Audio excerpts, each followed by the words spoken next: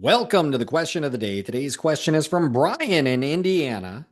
And Brian asks, we have missed budget in both January and February. It keeps rolling into the next month. This seems unfair because it keeps making each month harder. At some point, it becomes realistic. Is this fair to keep rolling the missed budget over each month? That's a great question. Good question. And I can empathize with that. I mean, that stinks. It's like I just failed and my reward for failing is it just got even harder. It's like being on a bench press, right? And I can't even do the rep with what's there. So let's add some more weight on, right? Or Jim Gaffigan has a good skit about if you ever wondered what parenting is like, he says, imagine you're in the water and you're drowning, and then somebody hands you a baby. It's like, you're already drowning, life's already tough, and then here, have a baby on top of it. That's a lot what parenting is like, actually. So this is a great question, and I can empathize with it. But think about the stakes here. Think about what's actually happening. And I'm going to use a football as an analogy here. In fact, one specific football game. I remember when I was 10 years old, and the playoffs happened, and I took the playoffs very seriously. So like I did this thing in my house where when we got to the playoffs, I would draw all the helmets and the logos on the helmets and color them in, and I would basically create like a bracket on our railing on our stairs in our house. And each week I would move the bracket and eliminate the teams and whatnot, right? And so I really paid attention to the NFL playoffs. And there was this one particular NFL playoff game that it was the Buffalo Bills versus the Houston Oilers. And I don't remember what we did that morning, but we did something as a family. And then we were out at the mall.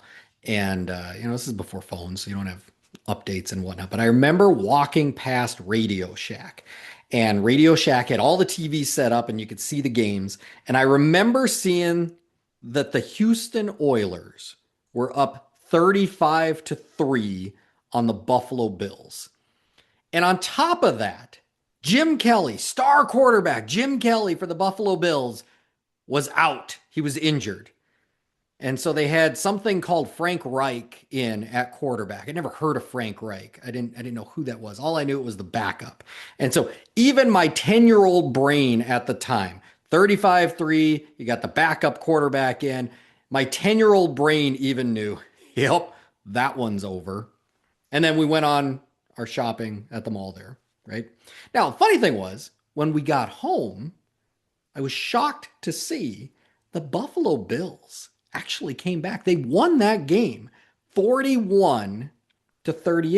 In fact, now it's a game that has actually two names. It's called The Comeback, or it's also called The Choke.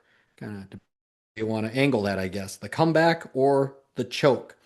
So it wasn't over. The game wasn't over. And that's exactly what your budget is like. So think about your budget. Your budget, it's built on growth. When you're hitting budget, you're winning the game. The Bills, they couldn't put together a quarter. They're down 35-3. Even if they scored 21 points in a quarter and now it's 35-24, they're still not winning the game. They had an awesome quarter by definition. You scored a lot of points in that quarter, but you're still not winning the game. And so winning the game is relative to the score. Same thing with our budget. When we set that budget, we set it on growth and what the company needs to achieve its goals. And so falling short of that, we're losing the game. And so that doesn't change the score to win the game. That has to roll over quarter to quarter or month to month in this case. Because that budget, decisions are made on that budget. When we set that budget, decisions are made. Money is spent to achieve that budget. Money is spent to get a return on investment to achieve that budget. Positions are hired. We're taking risks and hiring positions to grow. What if those positions don't pan out? That's a common question I get is, Chris, how do I know when to hire another salesperson? Because that's scary. What if I hire a salesperson and then we don't have the leads? What if I Chris, when do I hire a sales manager? What if we hire a sales manager and performance doesn't increase? They don't pay for themselves. There's a lot of risk there. And so you're spending money, you're hiring positions, you're buying trucks, you're buying tools, you're investing in that budget, money spent. We got to win the game for that to pay off because budget is the score. It doesn't matter what we do quarter to quarter. That just continues to roll over. The Buffalo Bills found themselves behind 35-3. They needed to score a bunch of points to get ahead of 35. That's where they had to get to. You have to be ahead at the end. So yes, the answer, yes, it's fair to roll that over because we're not winning. Because in reality, think about what happens. What happens at the end of the year if we don't hit that budget? All that growth is gone. All of the investments we made up front, that's all gone. Jobs are going to be eliminated. Growth is going to be postponed. Company's going to downsize. We're going to lose out on future opportunities. We're going to nix training. And that one always flabbergasts me because here we're already losing and now we're deciding to eliminate an opportunity to get better, right? Like I get it. Like that costs money. That's how we get better. That's how we get out of this hole, right? But these are the things that get eliminated because we just can't afford them. Okay? The budget, we're not hitting the budget. And so we can't afford these things. And so I'm not trying to sound like a doomsdayer, but something, the money's going to come from somewhere. So whatever that is, the money's coming from somewhere to rectify that budget shortcoming.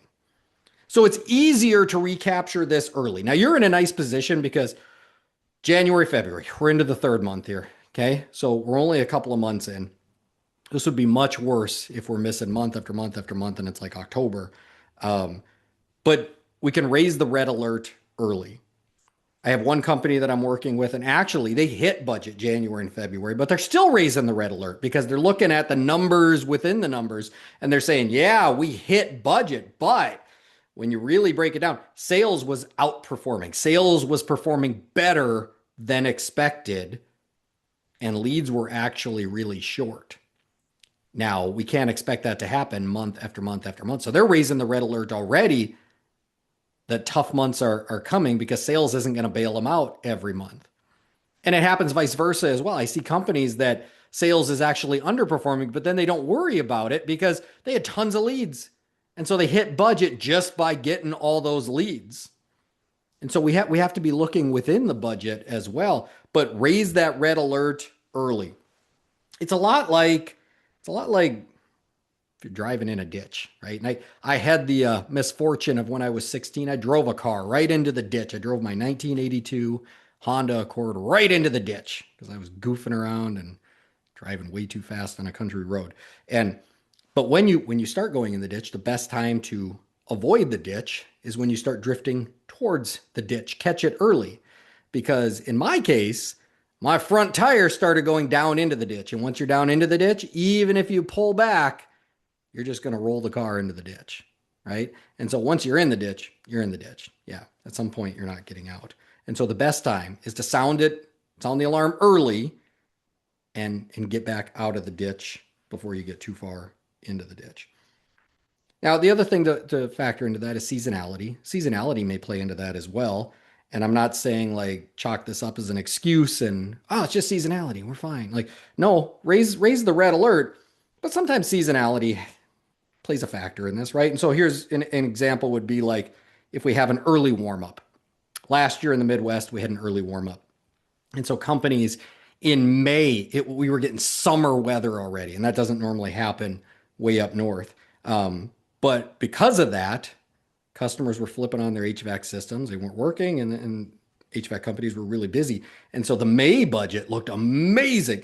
They crushed the May budget because they were planning for all that warm up in June. So it came early. So we crushed May, but then we missed June.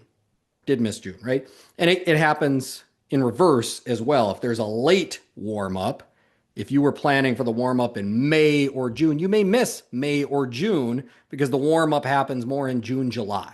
And so you may miss to recapture it when that warm up happens. Happens the same in the cooling seasons as well. So seasonality may have something to do with that, but that I wouldn't count on that as my saving grace because I don't have any control over the seasonality. It might never warm up.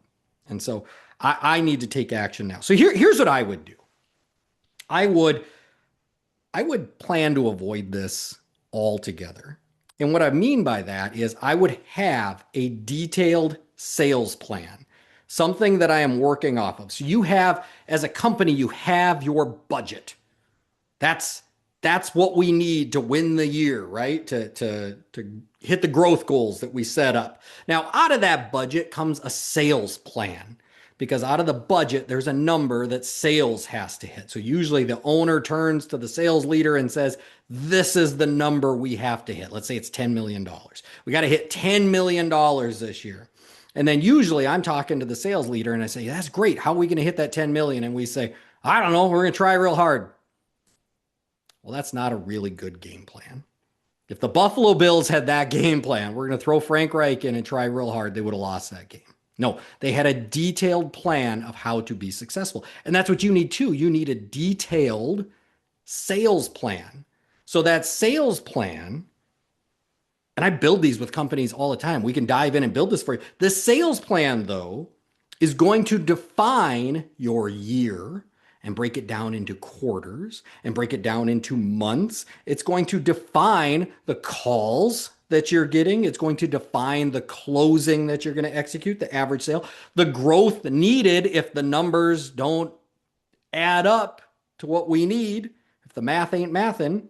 So we're going to define the growth that we need and plan for that growth. How are we going to do it? Are we going to send our team to this training? Are we going to have this person out to our company? What are we going to do? It's going to define the head count because then we can plan for the head count when we need it. And we can even back it up to, well, I need to train this person in this amount of time and it takes this long to hire. So I need to be hiring here. So I have the head count when I need the head count. And even lead distribution. How am I distributing the leads to make sure that we're hitting our sales plan? And all of this even funnels down then into individual goals. So your team has individual goals. So you have the company budget, and then you have a detailed sales plan. And part of that detailed sales plan is you have individual goals that make up the sales plan. And these fall like dominoes. So what that allows me to do as a sales leader is focus on the individuals. I can focus on riding along, training, one-on-one, debriefs, winning the day with my team.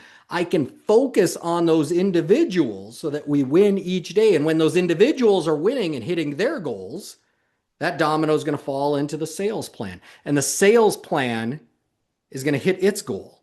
And that domino is going to fall into the budget. And we're going to hit the sales portion of the budget.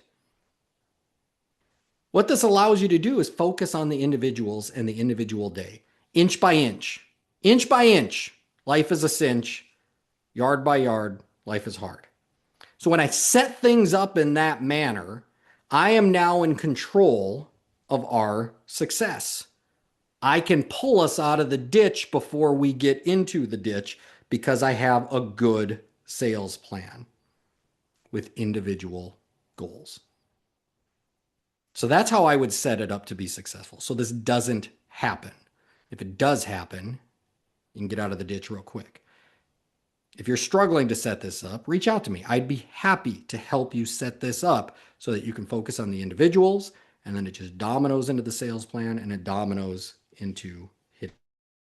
Because there may even be scenarios that happen outside of this plan. You put this plan together and you're like, yeah, this is great. We're doing this plan, but now I'm not getting the leads. And it's not me, it's other departments, right? Maybe marketing isn't driving the leads that we needed. Or maybe we're not booking the calls that we needed. Or maybe we're not flipping the calls that we're supposed to flip, right? There's a strategy for every one of these. And the strategy isn't to go bust it into another department and say, hey, you guys suck. That's never going to get anything done, right? But it's going to be more of a strategy of how can I help? How can we work together as a team? How can I help? Jonathan Wisman has a great book called The Sales Boss. And in The Sales Boss, at the very beginning, he talks about successful CEOs of large companies. And they have one thing in common. They all were in a sales leadership role sometime earlier in their career because as a sales leader, you sometimes have to manage outside of your department. I have to help manage the things that are coming towards my department. And if I can be successful at that, that's what makes up a good CEO. A good CEO has a lot of moving pieces and they got to keep them all flowing together, right? That's that skill of how do I work with other departments to achieve their goals so that I can achieve my goal. So that may be part of that sales plan as well. But I mean, you're right. At some point, it may become unrealistic, right? And the team may be looking at me month after month as this is getting wider and wider. And so they're saying, like, we can't do that. Like, that would take the best performance ever. Like, it just can't be done, right? The math doesn't work out. And at that point, you would have to reset. You would have to reset and make it achievable. And I had this with a company I worked with. So I worked with this owner and sales leader, and we built a sales plan. And each month we missed, and it wasn't by great amounts, but we missed a little bit in January, a little bit in February, and then March. Every single month we just missed a little bit, and this gap started to get wider and wider. Now, early on in the year, March, April, May, yeah, it looked like we could right the ship, but we didn't. We didn't right the ship, and it just kept getting wider and wider. And so by the time October rolled around, yeah, it's unachievable. Like, it's pretty obvious we're not going to hit the budget. We could have a world-class October, November, December, and we're still not going to win the game here. And so at that point, I said, let's reset. What can we achieve by the end of the year? And we reset the budget for those last 3 months. We knew we weren't going to hit, but at least we made it achievable, something we could keep chasing after rather than giving up. Now it's March. You're not there yet, right? So you're not going to give up. You're not going to reset. You can still climb out of this. In fact, you can still, if you don't have a sales plan, build that sales plan with the individual goals, those individual goals that equal your sales plan. You can still build that. And we can even factor in what you missed in January and February. We can still right this ship. We just got to have the sales plan to do it. So that's today's question of the day. If you're enjoying question of the day, follow, share, and give a rating. Question of the day is on major streaming platforms. If you have a question, reach out to me either on social media or email. Both are going to be listed below in the show description. And if you're a Nexstar member, schedule a call with me. Let's get this addressed one-on-one and get very specific to your situation. Maybe building your sales plan.